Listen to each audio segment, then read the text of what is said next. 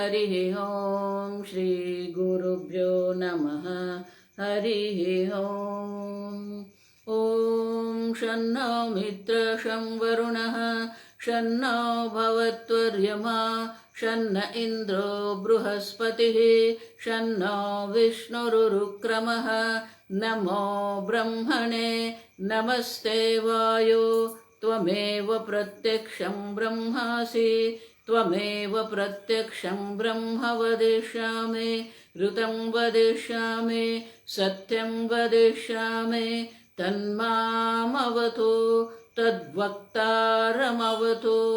अवतु माम् अवतु वक्तारम् ॐ शान्ति शान्ति शान्तिः ॐ सहना भवतु सहनौ भुनक्तु सह वीर्यं करवावहै तेजस्विनावधीतमस्तु मा विद्विषावहै ॐ शान्ति शान्ति शान्तिः सदाशिवसमारम्भां शङ्कराचार्यमध्यमाम् अस्मदाचार्यपर्यन्तां वन्दे गुरुपरम्परां श्रुतिस्मृतिपुराणानाम् आलयं करुणालयं नमामि भगवत्पादं शङ्करं लोकशङ्करं शङ्करं शङ्कराचार्यं केशवं बादरायणं सूत्रभाष्यकृतौ वन्दे भगवन्तौ पुनः पुनः ईश्वरो गुरुरात्मेति मूर्तिभेदविभागिने व्योमवद्व्याप्तदेहाय दक्षिणामूर्तये नमः निधये सर्वविद्यानां विशदे भवरोगिणां गुरवे सर्वलोकानां दक्षिणामूर्तये नमः ॐ नमः प्रणवार्थाय शुद्धज्ञानैकमूर्तये निर्मलाय प्रशान्ताय दक्षिणामूर्तये नमः। मंगलाचरण। ॐ नमः श्री शंकरानंद गुरुपादाम्बुजन्मने ॐ नमः श्री शंकरानंद गुरुपादाम्बुजन्मने सविलास महामोहग्राहग्रासैककर्मणे सविलास महामोहग्राहग्रासैककर्मणे।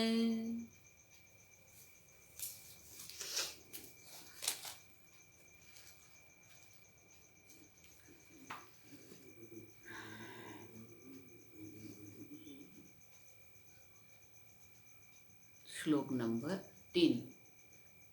परिपूर्णः परात्मास्मिन् परिपूर्णः परात्मास्मिन् देहे विद्याधिकारिणे देहे विद्याधिकारिणे बुद्धे साक्षितया स्थित्वा बुद्धे साक्षितया स्थित्वा स्फुरन्नहमित्तीर्यते स्फुरन्नहमित्तीर्यते।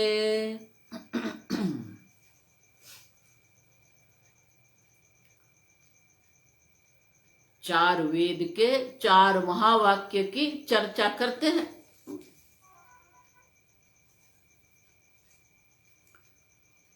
कल हमने देखा ऋग्वेद का प्रज्ञानम ब्रह्म महावाक्य देखा हमने। आज ऋक् शाखागतम महावाक्य अर्थम निरूप्य ऋक् शाखा का ऋग्वेद की शाखा का महावाक्य का निरूपण करने के बाद यजुशाखा मध्य बृहदारण्यक उपनिषद यजुर्वेद में जो बृहदारण्यक उपनिषद है उनका जो वह महावाक्य है अहम ब्रह्मास्मि इति महावाक्य से अर्थ आविष्करणाय वो अर्थ अभी दर्शाते हैं। तो अहम ब्रह्मास्मि 3 शब्द है अहम। तो अहम क्या है, हम किसको अहम कहते हैं आप समझो। तो अहम का वास्तविक अर्थ क्या है वो ये तीसरे श्लोक में दर्शाते हैं। फिर ब्रह्म क्या है वो समझना है और अस्मि माने की ऐक्य। अहम और ब्रह्म का जो ऐक्य है वो ऐक्य का निर्देश अस्मि द्वारा होता है। मैं ब्रह्म हूं, अहम अहम ब्रह्मास्मि माने कि मैं ब्रह्म हूं। अब देखो, तो अहम का अर्थ क्या है? किसको हम अहम कहते हैं? अस्मिन देहे, अस्मिन देह, ये देह में। लेकिन ये देह है क्या? अब देखो, विद्याधिकारिणी, देखो ये बहुत सुंदर है, आप समझो। ये जो देह है, वो देह की विशेषता क्या है? विद्या अधिकारिणी देहे। ये मनुष्य देह जो है उसी में ब्रह्म विद्या का अधिकारित्व है। देवताओं के लिए भी दुर्लभ है, पशु पक्षियों के लिए भी ब्रह्म ज्ञान दुर्लभ है।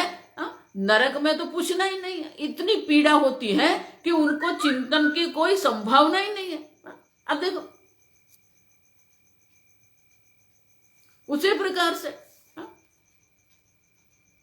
देवता और भोग प्रधान योनि है, तो इतने भोग में पड़े हुए हैं, इतने सुख, इतनी सुविधा, इतना भोग वहां पर है कि उनको ब्रह्म चिंतन की कोई आवश्यकता दिखती ही नहीं है।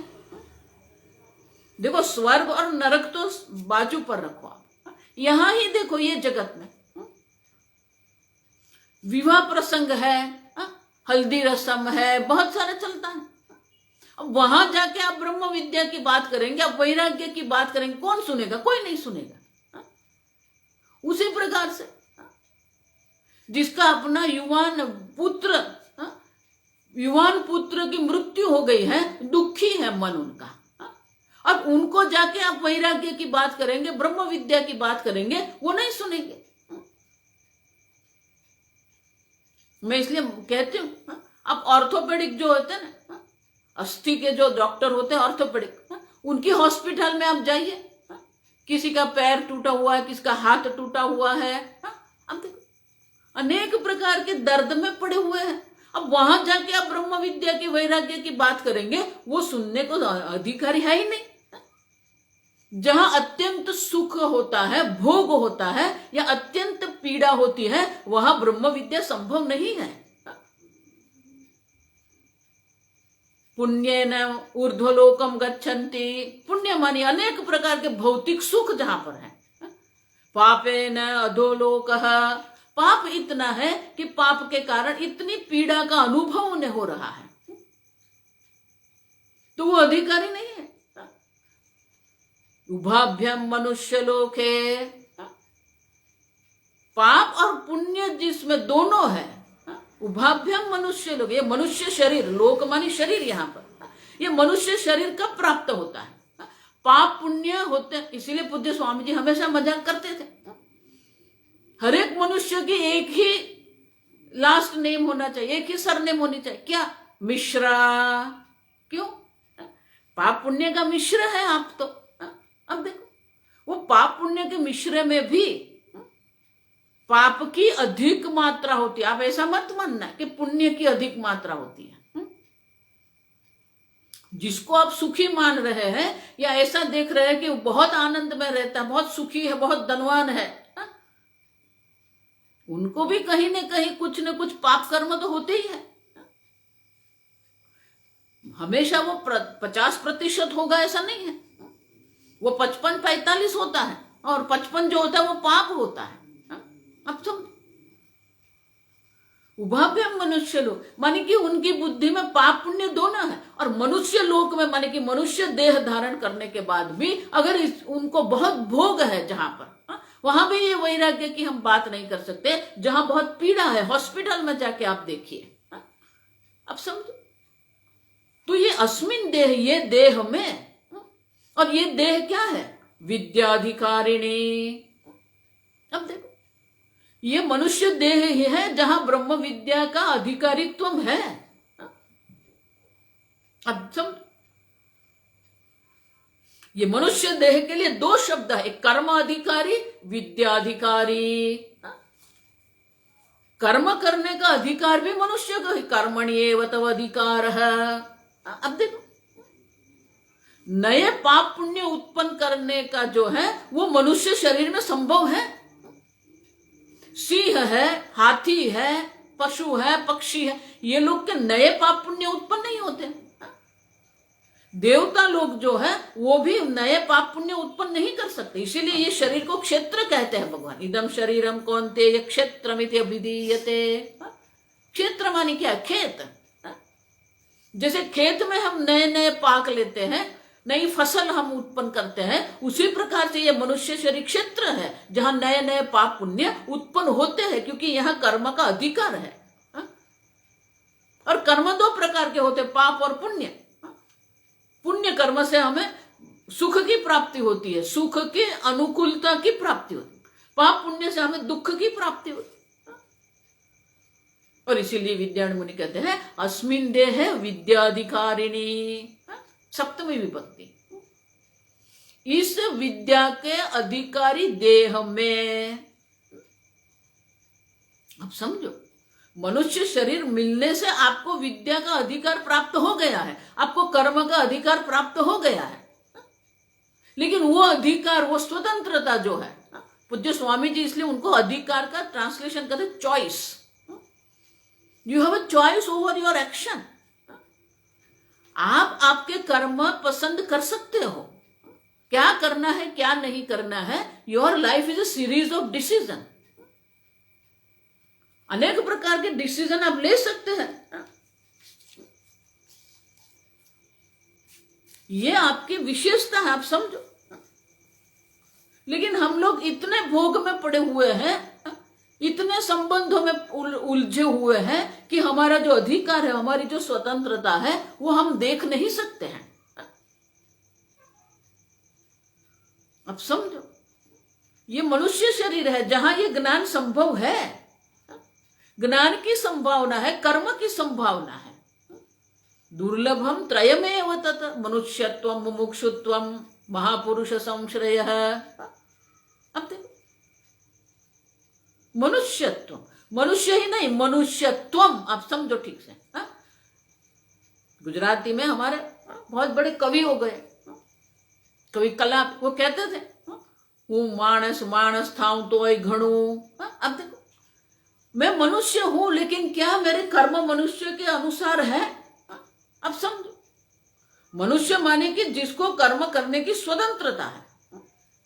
और जहां स्वतंत्रता होती है तो स्वतंत्रता माने कि कर्म का निर्णय अगर मुझे करना है, कर्म का निश्चय मुझे करना है, तो किसी भी निश्चय के लिए उसके पहले मेरे पास थोड़ी कुछ भी माहिती होनी चाहिए, थोड़ा कुछ ज्ञान होना चाहिए। अगर कोई आके मुझे पूछ ले आईआईटी में कौन सी फैकल्टी में मैं जाऊं, अब आईआईटी में कौन कौन सी फैकल्टी है, कौन कौन से प्रकार के कोर्स वहां पर है, मुझे पता ही नहीं है, तो मैं निर्णय नहीं ले सकती। अब समझो, तो भगवान ने अगर आपको कर्म की स्वतंत्रता दी है, तो स्वतंत्रता के कारण आपको अगर निश्चय करना है कौन सा कर्म करना है, कौन सा कर्म नहीं करना है, तो उनके लिए भी आपको कुछ तो माहिती होनी चाहिए, कुछ तो ज्ञान होना चाहिए, जिसके आधार पर आप निर्णय कर सकते हैं। और उसी को हम क्या कहते हैं? देखो, जहां स्वतंत्रता होती है ना, वहां पर ही दो प्रकार के कर्म होते हैं, एक योग्य कर्म होते हैं, एक अयोग्य, राइट और रॉन्ग। अंडरस्टैंड? ये भला बुरा है ना, वो भूल जाओ। ये अच्छा है, ये बुरा है। अब तो ये दो शब्द आपके डिक्शनरी से, शब्दकोश से आप निकाल दो। यही देखना है कि आपके कर्म योग्य है कि नहीं, आपके भोग योग्य है कि नहीं। भगवान बार बार ये बहुत सारे गीता में चर्चा करते हैं, यज्ञ कर्म। अब देखो, यज्ञ, दान, तपः, बुद्धि, कर्ता, धैर्य, कर्म। अब देखो, सात्विक कर्म किसको कहते हैं, राजसिक किसको कहते हैं, तामसिक किसको कहते हैं? जो सात्विक है वो योग्य है, राजसिक है उसमें थोड़ी योग्यता है, लेकिन वो आपको पाप की ओर ले जाता है, क्योंकि वहां पर लोभ है, काम है, क्रोध है, लोभ है, महत्वाकांक्षा है। तमस जो है वो तो पाप ही है, आप समझो। तो जो जो सात्विक है वो सब योग्य कर्म है, लेकिन ये धर्म के अनुसार जो जीवन जीता है उसे मनुष्यत्व की प्राप्ति होती है। आहार निद्रा भय मैथुना नराणाम पशुभिः समानः, एकः धर्मः विशेषः धर्मेण हीनः पशुभिः समानः। अगर धर्म ही हमारे जीवन में नहीं है तो भले वो शरीर से मनुष्य है लेकिन वो बुद्धि से पशु समान है। और इसीलिए शंकराचार्य जी मनुष्य नहीं कहते, मनुष्यत्वम। अब दुर्लभ है, मनुष्य शरीर भी मिल जाएगा आपको, लेकिन मनुष्य शरीर में रहकर भी मनुष्यत्व प्राप्त करना, धर्म अनुसार जीवन प्राप्त करना कठिन है। आप समझो, बहुत सारे आदेश शास्त्र में, लेकिन कितने आदेश को हम पालन करने को तैयार है? सत्यम वद धर्मम चर स्वाध्याय प्रवचनाभ्याम न प्रमदितव्यम, बहुत सारे आदेश हैं। अब समझो, धर्मनिष्ठ जीवन, धर्म अनुसार जो जीवन पालन करता है वो मनुष्यत्व है। मुमुक्षुत्वम देख के गया परसों कि मनुष्य जीवन प्राप्त हो गया, धर्मनिष्ठ भी हो गए। इतना ही नहीं, वैराग्य भी उनके जीवन में आ गया, लेकिन वैराग्य आने मात्र से क्या मुमुक्षुत्व होगा? अब देखो, और मुमुक्षुत्व भी आ गया, क्या जिज्ञासु बनेगा वो? अब देखो, इसलिए मैं कहती हूं एक बार जीवन में अब कुंभ मेला हो आइए, अभी नहीं जाना है। देखिए कुंभ मेला, अनेक प्रकार के महात्मा वहां पर है, सब वैरागी बाबा है। उनके वैराग्य श्रेष्ठ है, उनका वैराग्य नमन योग्य है। सुबह 4 बजे वो ठंडी में स्नान करने जाएंगे, हम घर में ठंडा पानी से स्नान नहीं करते। अब समझो, दुनियादारी से उनको कोई संबंध नहीं है। इतने सारे महात्मा वहां पर है जिन लोगों को ये दुनियादारी से कोई संबंध नहीं, वैराग्य है। लेकिन वैराग्य होने मात्र से, अब समझो, मनुष्य है, मनुष्य में भी धर्म अधिकारी जो है, धर्म अधिकारी है, वैराग्यवान है। अब क्रम देखो ठीक से, इसलिए मैंने पहले दिन आपको भगवान के वो श्लोक कहा, यदा ते मोह कलिलम बुद्धिर्व्यतितरिष्यति तदा गंतासि निर्वेदम। जब तक ये मोह नहीं छूटता है तो वैराग्य, निर्वेद वैराग्य नहीं होता है। और वैराग्य होने मात्र से उनको ब्रह्म विद्या की प्राप्ति होगी। क्यों? विद्या अधिकारी है आप, कर्म अधिकारी है आप, लेकिन उनका उपयोग आप कर रहे हैं कि नहीं? अस्मिन् देहे विद्या अधिकारिणी। पहले तो कर्म अधिकारी देह होना चाहिए जहां धर्म है, अयोग्य नहीं है, योग्य कर्म है। कर्म अधिकारी है, उसे वैराग्य होगा, वैराग्य के बाद फिर वो मुमुक्षु बनता है, मुमुक्षुत्व होने के बाद जिज्ञासा होनी चाहिए। मुमुक्षु से जिज्ञासु बनना जो है ना, वो गुरु का काम है, आचार्य का काम है। मोक्ष के कारण वो गया गुरु के पास, लेकिन गुरु जी ने समझा है कि मोक्ष जो है वो प्राप्त करने की वस्तु नहीं है। मैं आपको मोक्ष नहीं दे सकती हूं, आप समझना ठीक से। कोई किसी को मोक्ष नहीं प्रदान कर सकता है।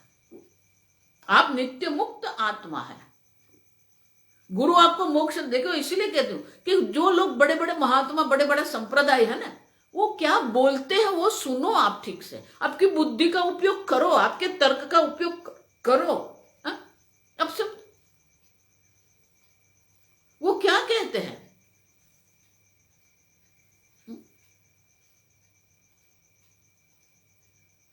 मोक्ष देना नहीं है मुझे आपको, आप नित्य मुक्त आत्मा है, मुझे आपको ब्रह्म बनाना नहीं है। आप नित्य ब्रह्म स्वरूप है। और इसीलिए ये प्राप्त से प्राप्ति होने के कारण यहां पर कर्म का कोई स्थान नहीं है, ये ज्ञान का विषय है। और इस प्रकार से जिसको मोक्ष की इच्छा है वो मुमुक्षु है। जब उनको समझ में आएगा कि ज्ञान से ही ये संभव है, ज्ञानादेव तु कैवल्य, तब वो जिज्ञासु बनता है। ये क्रम है, आप समझो। और इसीलिए विद्याधिकारिणी, अब वो मुमुक्षु से जिज्ञासु बन गया वो, आप समझो। पहले कर्म अधिकारी था, फिर कर्म अधिकारी से वो मुमुक्षु बन गया। मुमुक्षु बनने के बाद अब गुरु के पास आने के बाद अब वो जिज्ञासु बन गया है।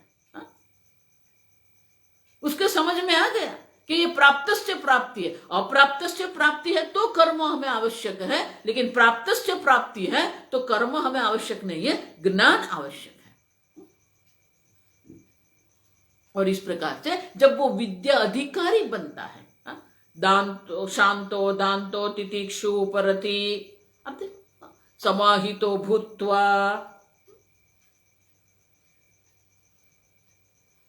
और जब जो जिज्ञासु बनता है वो शांतः दान्तः तितिक्षु, ये सब सद्गुण उनमें आते हैं। और इस प्रकार से वो विद्या का अधिकारी बनता है। मानी कि ये मनुष्य देह है जहां विद्या का अधिकारित्व प्राप्त हो सकता है। और जिसको विद्या का अधिकार प्राप्त हुआ है वो क्या है? समाधि साधन संपन्नत्वेन विद्या संपादन योग्य देह, ये मनुष्य देह है जहां ब्रह्म विद्या का संपादन हम कर सकते हैं। अस्मिन् श्रवणादि अनुष्ठानवती देहे, हम देख मनुष्यादि शरीरे, ये मनुष्य शरीर में हमें बुद्धि जो प्राप्त, बुद्धि है, ये मनुष्य शरीर में आप जो रहते देही जो आप है, जो आत्मा है, वो आत्मा क्या है? परात्मा। पर मानी क्या है? देश काल वस्तु अपरिच्छिन्नम, परम आत्मा है। देखो पहले प्रकरण से ये चल रहा है, ये नया नहीं है। यम संवित परानंद, देखो यम संवित आत्मा परानंद, आप अनंत आनंद स्वरूप है। और इसलिए कहते हैं परात्मा, कोई मर्यादा देशतः कालतः वस्तुतः किसी भी प्रकार की मर्यादा नहीं है। भले आप एक देह में उपलब्ध हो रहे हैं, भले एक देह में रहकर ये जगत में आप व्यवहार करते हो, लेकिन आपका जो स्वरूप है वो देशतः कालतः वस्तुतः अपरिच्छिन्न है। परात्मा परिपूर्ण, परितः समग्रतया पूर्ण, कोई अपूर्णता नहीं है, कोई अभाव नहीं है। जो अभाव का अनुभव हो रहा है वो अभाव जो है वो शरीर की दृष्टि से है, इंद्रिय की दृष्टि से, धन की दृष्टि से, सत्ता की दृष्टि से है, ज्ञान की दृष्टि से, आत्मा की दृष्टि से पूर्णता है। परिपूर्ण परात्मा अस्मिन् देहे, ये मनुष्य देह है जिसमें ये परिपूर्ण परात्मा उपलब्ध हो रहा है। अहम अहंतया स्फुरतिरुत स्वयं, लेकिन वो जो आत्मा है वो कैसे उपलब्ध हो रहा है? बुद्धे है साक्षितया। देखो बहुत सुंदर श्लोक है। बुद्धि का जो साक्षी है वो साक्षितया, साक्षी के रूप में स्थित्वा, आप वो परात्मा है, वो परिपूर्ण आत्मा है जो बुद्धि का साक्षी है। इंद्रियाणि पराण्याहुः इंद्रियेभ्यः परं मनः मनसस्तु परा बुद्धिः।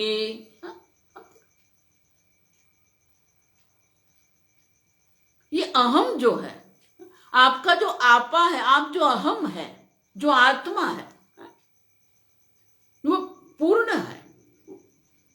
भले वो अपूर्ण दिखता है, उपाधि की दृष्टि से अपूर्णता दिखती है,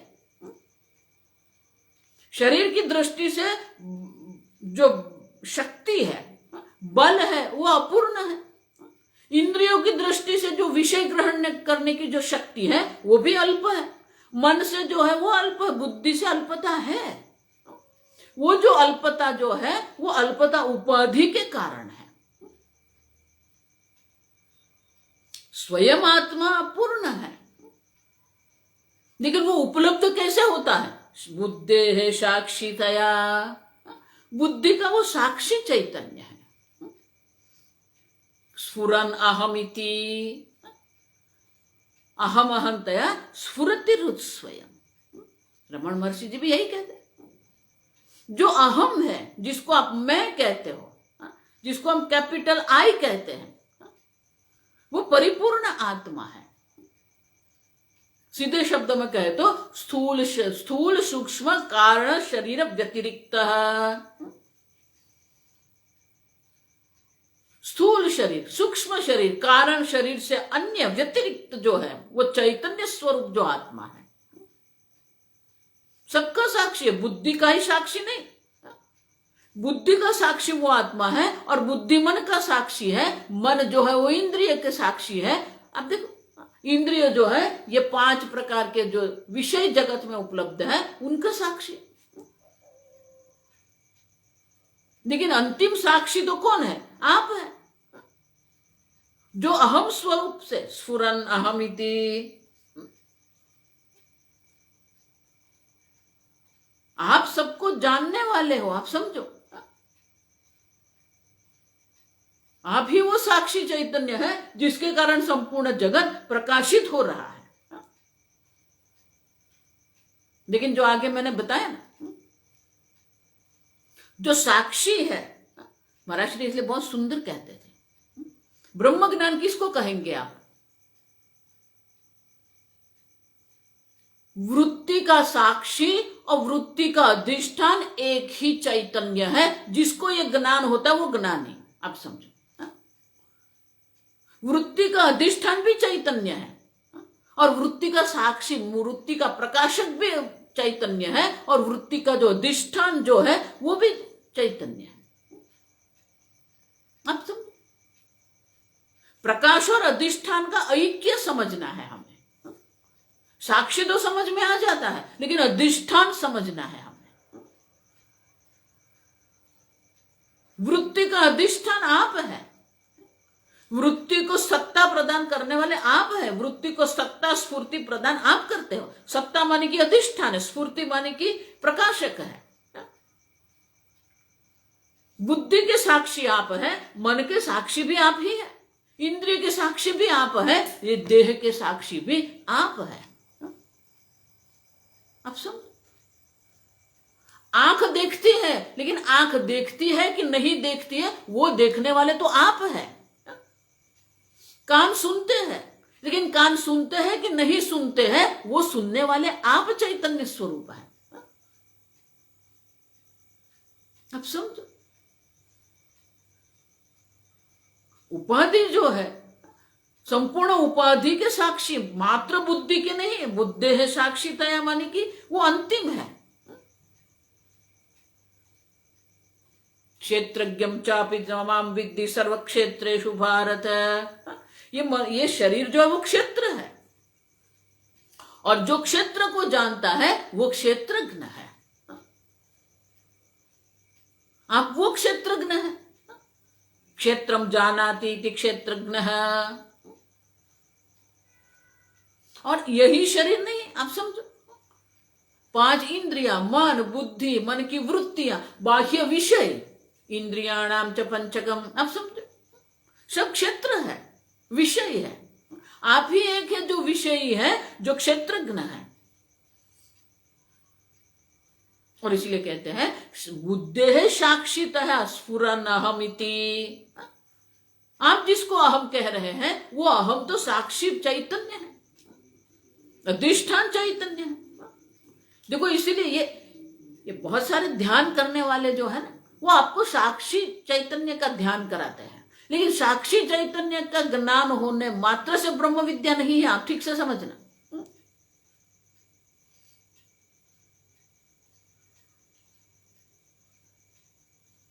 आप साक्षी चैतन्य है, लेकिन संपूर्ण जगत के अधिष्ठान चैतन्य भी आप ही है। संपूर्ण जगत को सत्ता और स्फूर्ति प्रदान करने वाले आप हैं। सतः अभाव न विद्यते, आप वो सत स्वरूप परमात्मा है जो संपूर्ण जगत को सत्ता प्रदान करते हो। घटः अस्ति, पटः अस्ति, हस्ति अस्ति, ये अस्ति अस्ति जो है वो आप है। घड़ा है जब आप कहते हैं तो वो जो है पना जो है, घड़े का जो अस्तित्व है पना जो है वो आप है, और उनका प्रकाशक भी आप ही है। मात्र वृत्ति के प्रकाश और अधिष्ठान आप नहीं है, संपूर्ण जगत के सत्ता और अधिष्ठान आप है, प्रकाशक आप है। लेकिन वो यहां बुद्धि में अहम तरह स्फुरति, वो मैं करके वो स्फुरण हो रहा है। इस मैं को हम देश काल वस्तु में मर्यादित बना के रखते हैं, और इसीलिए शास्त्र को आके कहना पड़ता है अयम आत्मा परिपूर्ण परात्मा। ये जिसको आप अहम कहते हैं वो परात्मा है, अपरिच्छिन्न आत्मा है। साक्षीतया उपलभ्यते, वो साक्षी के रूप में उपलब्ध हो रहा है, लेकिन सबको सत्ता प्रदान करने वाला भी वही है। इसीलिए भगवान कहते सतः अभाव न विद्यते, जो सत्स्वरूप परमात्मा है उनका कभी भी अभाव नहीं होता है। घटः अस्ति कहते हैं तो वो घट का अभाव हो जाएगा, लेकिन अस्तित्व का अभाव नहीं होता है। चूर्ण अस्ति, अब देखो मृद अस्ति, घटः अस्ति, चूर्ण अस्ति, अब देखो अस्ति अस्ति इति सर्वत्र विद्यते। इसलिए शंकराचार्य जी कहते हैं ना द्वे बुद्धे सर्वत्र। आप जब कहते हैं कि ये पुष्प है तो वहां एक वृत्ति नहीं है, दो बुद्धि है। अब देखो पुष्प अस्ति आप जब कहते हो तो वहां दो है, एक पुष्प बुद्धि है, दूसरी अस्थि बुद्धि है। घटः अस्ति कहते हैं तो घट बुद्धि है, अस्थि बुद्धि है, ये विवेक करना पड़ेगा। घट बुद्धि, पट बुद्धि, पुस्तक बुद्धि, वो क्या है? असत है। क्यों? यद विषय बुद्धि व्यभिचरति तद असत, जिस प्रकार की बुद्धि बदलती रहती है वो असत है। यन्न व्यभिचरति तत्सत, जो अस्ति अस्ति है वो कभी बदलता ही नहीं है। सूर्य अस्ति, अब देखो चंद्र अस्ति, तो अस्ति तो सर्वत्र है, कोई मर्यादा नहीं। आप समझो, ये जगत की दृष्टि से हम देखते हैं वो सत्य है। ये चेतन प्राणी जो है, पिछले श्लोक में देख के गए ना, चतुर्मुख इंद्र देवादिशु मनुष्य अश्व गवादिशु, तो ये सब जो है वो चेतन प्राणी है। तो चेतन प्राणी जो है वहां चैतन्य की प्रधानता दिखती है, ये जगत में सत्य की प्रधानता है। और वो जो सच्चित है, सत न काल में मर्यादित है, चित ये देह में मर्यादित नहीं है। सत को हमने काल में मर्यादित करके रखा है, चित को हमने, चित मानी चैतन्य, सत मानी अस्तित्व, आपने आपके अस्तित्व को काल में मर्यादित करके रखा है। आपने आपके चैतन्य को देश में एक मनुष्य देह में मर्यादित करके रखा है। अब देखो, आपका दुख का कारण यही है कि आपने अपने आप को देश और काल में मर्यादित मान के रखा है। मैं मनुष्य हूं, मैं कुत्ता नहीं हूं, मैं सूर्य नहीं हूं, मैं चंद्र नहीं हूं। अब देखो, वस्तुतः मर्यादा। आपका दुख का कारण ये मर्यादा है। और इसीलिए कहते हैं परिपूर्ण परात्मा, आप पूर्ण चैतन्य स्वरूप आत्मा है। अहम, जो अहम तया उपलब्ध है।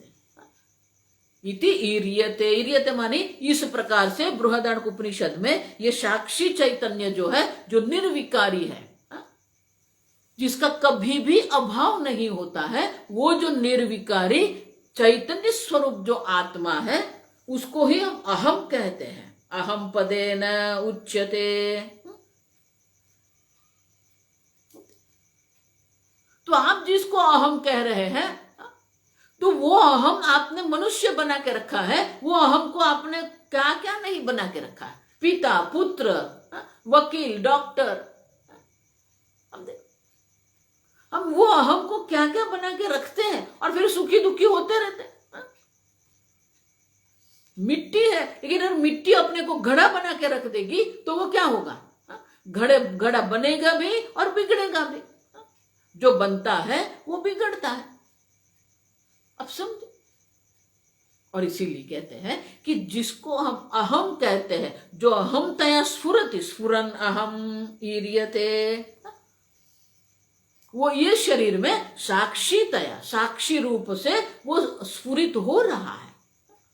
देखो साक्षी शब्द है ना, उसमें दो बात आ जाती है। साक्षी मानी वो निर्विकारी है और साक्षी मानी वो असंग है।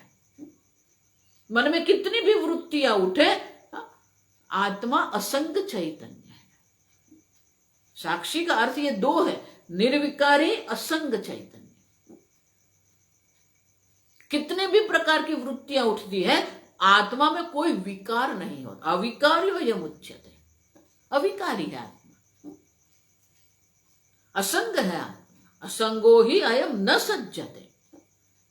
कितने भी कुछ भी हो जाए, लेकिन आत्मा असंग निर्विकारी चैतन्य स्वरूप है। और इसीलिए ये संपूर्ण जगत में सत्स्वरूप उपलब्ध हो रहा है। ये जो चेतन शरीर है, योनिया जिसको हम कहते हैं, देह जिसको हम कहते हैं, उसमें वो अहम के स्वरूप में उपलब्ध हो रहा है।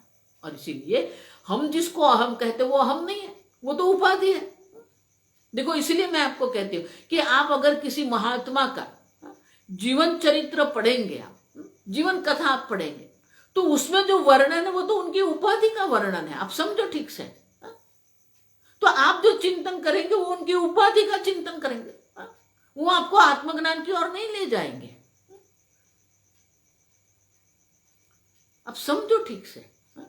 महात्मा श्रेष्ठ है, ज्ञानी है, हम स्वीकार करते हैं, लेकिन उनका जीवन चरित्र पढ़ने से मुझे ज्ञान नहीं होगा, क्योंकि जो वर्णन हो रहा है वो तो उपाधि का है। अब समझो ठीक से। इसीलिए किसी भी महात्मा का कभी भी जीवन चरित्र नहीं पढ़ना चाहिए। पहले से मैं मना कर रही हूं, क्योंकि वो जीवन चरित्र पढ़ते, वो उनका देश, उनका काल, उनके परिस्थिति अलग थी, वो उनके अनुरूप उनकी उपाधि थी। हमारा देश काल वस्तु जो वो अलग है। अब उनका हम पढ़ के क्या करेंगे? महात्मा का जीवन चरित्र पढ़ना नहीं है हमें, उनका चरित्र पढ़ के हम उपाधि पर ही बैठे रहेंगे। देखो इसलिए आजकल जो चल रहा है ना, हर एक संप्रदाय में आप देखो, वो गुरु की मूर्ति बना देते हैं, वो गुरु की मूर्ति को ही पूजा पाठ करते हैं, उसी को आरती करते हैं। तो आप किसकी आरती कर, गुरु की कर रहे हैं कि गुरु की उपाधि की कर रहे हैं? अब समझो, गुरु की उपाधि से कुछ नहीं होगा आपको। लेकिन भगवान भी हमारा बहुत उदार है, वो गुरु के रूप में आपको अनुग्रह करते रहेंगे। कहा भगवान ने कहा ना आज 7वें अध्याय, यम यम भावम स्मरम। अब जो जो भाव से मेरा स्मरण करेंगे, जो जो भाव से वो मेरी पूजा करेंगे, वो भाव में रहकर मैं उनको कर्मफल देता हूं।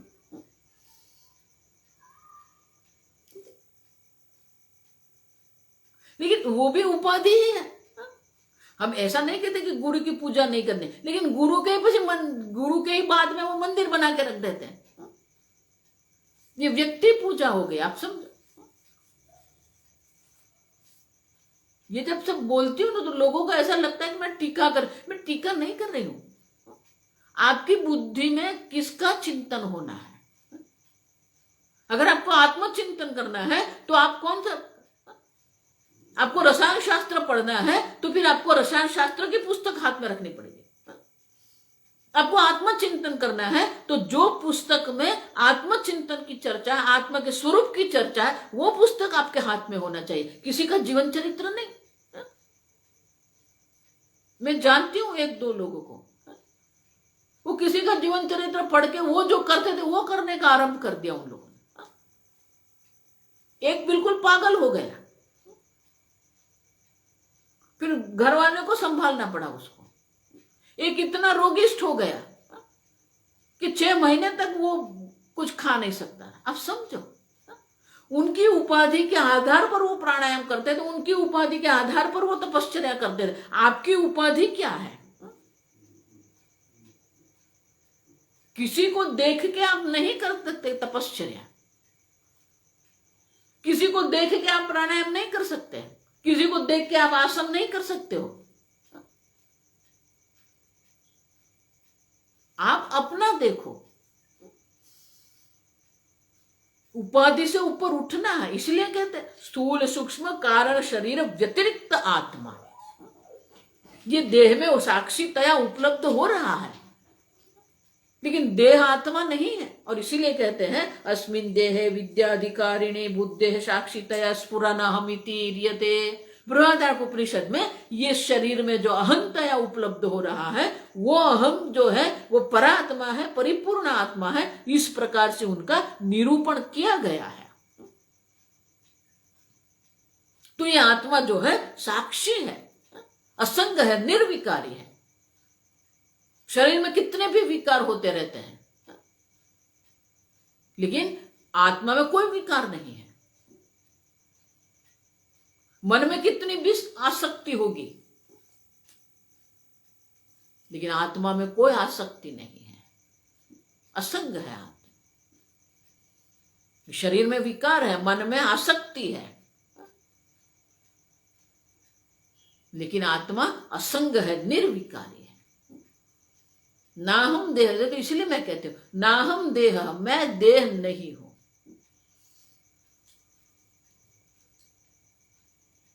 आप देह नहीं है। आप अपने आप को कहो मैं देह नहीं हूं। इसलिए भगवान को भी कहना पड़ा, ये क्षेत्र है और ये क्षेत्र को जानने वाले क्षेत्रज्ञ चैतन्य स्वरूप आत्मा आप है। पहले इस शरीर से आप असंग हो जाइए। ये शरीर को देखो, ये शरीर निर्विकारी है, आत्मा अविकारी है। मन में आसक्ति होती है, अहंता ममता होते हैं, राग द्वेष मन में होते हैं। आप वो मन के साक्षी है, असंग है। इस प्रकार से आपको अपने आप को देखना पड़ेगा। शरीर के साक्षी है माने शरीर विकारी है, मैं निर्विकारी हूं। मैं मन बुद्धि का साक्षी हूं। मन बुद्धि में आसक्ति अहंता ममता हो सकती है, मैं असंग हूं। साक्षी दया माने कि असंग निर्विकारी चैतन्य आप है। देखो एक एक शब्द के अर्थ होते हैं, हर एक जगह पर हर एक वस्तु नहीं आती है। और वही जो चैतन्य स्वरूप आत्मा है वो अहंतया स्फुरत, वो अहम है। लेकिन वो अहम में हमने इतनी सारी चीज जोड़ दी है। मैं स्त्री हूं, मैं मनुष्य हूं, मैं पुरुष हूं। एक एक छोड़ना पड़ेगा आपको। मैं साक्षी हूं, मैं देह नहीं हूं। देह नहीं माने कि आप मनुष्य भी नहीं है, आप स्त्री भी नहीं है, आप पुरुष भी नहीं है। अब बुद्धि नहीं है, बुद्धि के साक्षी है तो बुद्धि नहीं है तो न वकील है न डॉक्टर है, आप समझो। लेकिन ये सबका अपने आप पर आपने अध्यारोप करके रखा है। और इसीलिए ये श्लोक के द्वारा कहते हैं कि आप वो साक्षी चैतन्य हो जो निर्विकारी असंग चैतन्य स्वरूप आत्मा है। ये विवेक करना पड़ेगा। देखो इसलिए विवेक है, महावाक्य विवेक माने क्या है? विवेक करके अहम को अलग करना पड़ेगा, उपाधि से अलग, स्थूल साक्षी कारण शरीर व्यतिरिक्त अपने आप को ये सबसे अलग देखना पड़ेगा आपको। मैं स्थूल शरीर नहीं हूं, मैं सूक्ष्म शरीर नहीं हूं, मैं कारण शरीर नहीं हूं। अब देखो, ये स्थूल शरीर में विकार है, सूक्ष्म शरीर में आसक्ति है, कारण शरीर में अविद्या है। मैं चैतन्य स्वरूप आत्मा हूं जिसमें अविद्या की कोई संभावना ही नहीं है। ज्ञान अज्ञान बुद्धि में है, मैं तो ज्ञान अज्ञान का भी साक्षी हूं। और इस प्रकार साक्षिता बुद्धे है, साक्षितया अहम स्फुरन, ये विवेक आपको करना पड़ेगा। मैं देह नहीं हूं। बैठो, सोचो,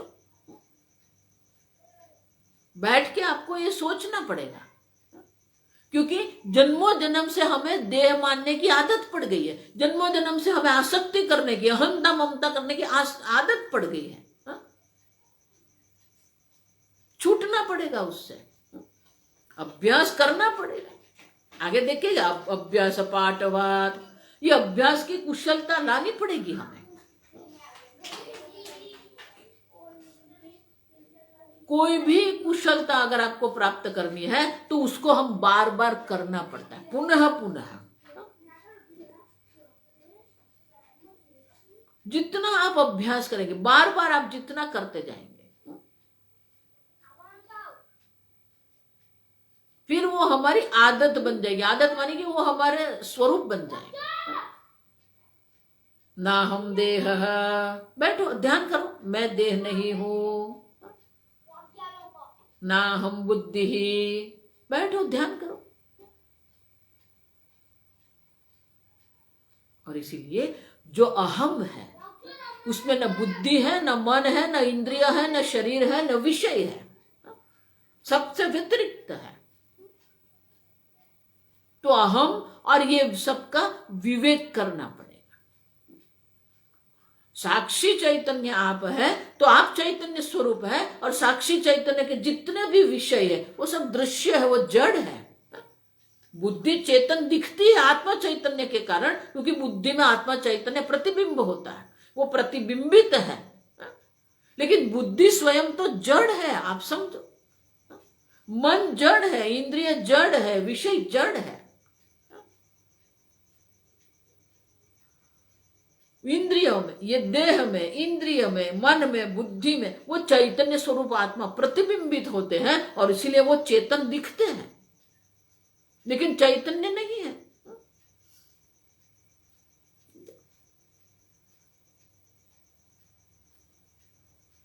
आप वो साक्षी चैतन्य एक है, चैतन्य में एक, हम कल देख के गए। आप वही एक अद्वितीय साक्षी चैतन्य मात्र है, वो परिपूर्ण है, परात्मा। और वो जो साक्षी चैतन्य है वो परात्मा है, किसी भी प्रकार की मर्यादा नहीं है, परिपूर्ण है। लेकिन हमें इतने अभाव लगता है, धन का अभाव लगता है, विषय का अभाव लगता है, भोग का अभाव है, संबंधों का अभाव है, हम अभाव में रहने वाले हैं। ये जो भी अभाव का अनुभव हो रहा है वो उपाधि की दृष्टि से अभाव है, आत्मा की दृष्टि से नहीं। आत्मा तो परिपूर्ण है, सर्वव्यापी है, अनंत है। इसीलिए स्वामी जी कहते हैं, अगर आप आत्मज्ञान प्राप्त नहीं करते हैं, अंग्रेजी में बहुत सरल स्वामी जी कहते हैं कि ये आत्मज्ञान अगर आप प्राप्त नहीं करते हैं, what you lose is infinite। आप अनंत को गुमा रहे हैं, आप जो खो रहे हैं वो अनंत है, आप समझो। क्योंकि आपने आपको, अपने आप को अनंत नहीं जान लिया, तो आपका जो गुमा रहे हैं वो क्या है? अनंत है, आप समझो। what you lose is infinite, understand। इसीलिए आपको समझना है कि विद्या अधिकारिणी क्यों कहा है, या ये शरीर को विद्या अधिकारी क्यों कहा है? क्योंकि आपको ये ज्ञान की संभावना है, ये शरीर में, ये अनंत परमात्मा का ज्ञान आप प्राप्त कर सकते हैं। और इसीलिए भगवान कहते हैं, ये लाभान न परन लाभात मन्यते न अधिकम तथा। ये लाभ से अधिक लाभ कोई है नहीं, क्योंकि अनंत है। अनंत लाभ आपको मिल रहा है, लेकिन अगर ये अनंत लाभ जो विद्या है वो प्राप्त नहीं करते हैं, आप जो गुमा रहे वो भी क्या है, अनंत है। अब सब स्वामी जी हमेशा कहते, ये अगर आपको आत्मज्ञान नहीं, रुचि नहीं है, आप आत्मज्ञान नहीं प्राप्त करते हैं, तो किसी और को कोई नुकसान होने वाला नहीं है। गुरु को भी कोई नुकसान नहीं होगा, शास्त्र को भी कोई नुकसान नहीं होगा, ईश्वर को भी कोई नुकसान नहीं होगा। मैं तो ऐसा कहती हूँ कि ईश्वर को तो नुकसान कोई है ही नहीं। क्यों? क्योंकि ईश्वर की नाटक कंपनी चलती रहती है, आपके कारण तो ये नाटक कंपनी चलती है। आपकी अविद्या, आपका मोह, आपकी अहंता, आपकी ममता के कारण तो ये भगवान की माया नाटक कंपनी चल रही है। अब समझो। और ऐसा मत मानना कि आप नहीं रहेंगे तो नाटक कंपनी बंद हो जाएगी, नहीं, वो चलती रहेगी। अव्यय है ये तो। ऊर्ध्वमूल अधशाखम अश्वत्थम प्राहु अव्यय, ये तो अव्यय है। आप अपना कल्याण करो, आप अपने आप को जान लो। आप अनंत परिपूर्ण अनंत चैतन्य स्वरूप है, किसी भी प्रकार की मर्यादा रहित आप है। अगर ये नहीं जानते हैं तो आप जो नुकसान आपका जो है वो अनंत है, लाभ भी अनंत है, नुकसान भी अनंत है। और इसीलिए कहते हैं विद्या अधिकारी ये शरीर आपका है, आप यहाँ विद्या प्राप्त कर सकते हो। और वो विद्या जो है वो परिपूर्ण परात्मा जो है वो अहम स्वरूप से स्फुरित हो रहा है, उसकी ओर आप नजर करो, बाकी सब छोड़ दो। जो देखना है वो अपने आप को देखो। मैं साक्षी स्वरूप असंग निर्विकारी चैतन्य आत्मा। और इसीलिए कहते हैं ईर्यते, ईर्यते माने बृहदारण्यकोपनिषद में अनेक मंत्रों के द्वारा इस प्रकार से समझाया है हमें कि ये आत्मा जो है वो साक्षी चैतन्य है। असंगो ही अयम न सज्जते, यह असंग चैतन्य स्वरूप। कोई आसक्ति, कुछ आपको ले पाए मन नहीं कर सकता, आप समझो। कोई आत्मा को स्पर्श नहीं कर सकता। जो नुकसान हो रहा है वो उपाधि की दृष्टि से है, जो लाभ हो रहा है वो उपाधि की दृष्टि। ये सांसारिक लाभ और अलाभ जो है, भगवान इसलिए कहते सम सुख दुखे कृत्वा लाभा लाभो जया जयो, ये उपाधि की दृष्टि से है। ये द्वंद्व जिसको हम कहते हैं, 5 प्रकार के द्वंद्व है। शरीर की दृष्टि से जो है वो शीत और उष्ण है, मन की दृष्टि से सुख और दुख है, बुद्धि की दृष्टि से मान और अपमान है, वस्तु की दृष्टि से जो कहेंगे लाभ और अलाभ है, और अन्य व्यक्ति की दृष्टि से कहेंगे, अब समझो, तो जय और विजय है। ये 5 ही है, लेकिन ये उपाधि की दृष्टि से, आप समझो, आपकी दृष्टि से नहीं है। वो शीत उष्ण शरीर में, सुख दुख मन में है, मान अपमान बुद्धि में है, लाभ अलाभ वस्तु की दृष्टि से, जय विजय अन्य व्यक्ति की दृष्टि से है। इसीलिए भगवान कहते हैं तुल्य निंदा स्तुतिर्मौने तुल्य, शुभाशुभ परित्याग। अब देखो सब द्वंद्व की बात भगवान करते हैं कि ये द्वंद्व अर्जुन उपाधि की दृष्टि से ये द्वंद्व है, ये द्वंद्व से तो ऊपर उठ जा। समय कृत्वा लाभा लाभो जया देव। हमारी बुद्धि ये द्वंद्व में घूमती रहती है, छोड़ दो ये सब। क्यों? अहम स्फुरन साक्षितया, मैं एक असंग निर्विकारी चैतन्य स्वरूप आत्मा जो परिपूर्ण है, और जिसको जानना ही अनंत लाभ है। अगर इसको नहीं जाना तो वो जो नुकसान है वो भी अनंत है।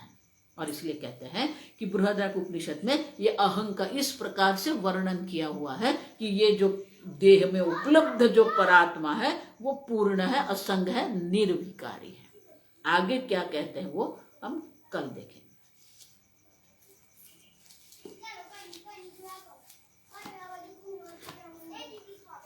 ओम स्वस्ति प्रजाभ्यः परिपालयन्ताम् न्यायेन मार्गेण महिर्महेशाः।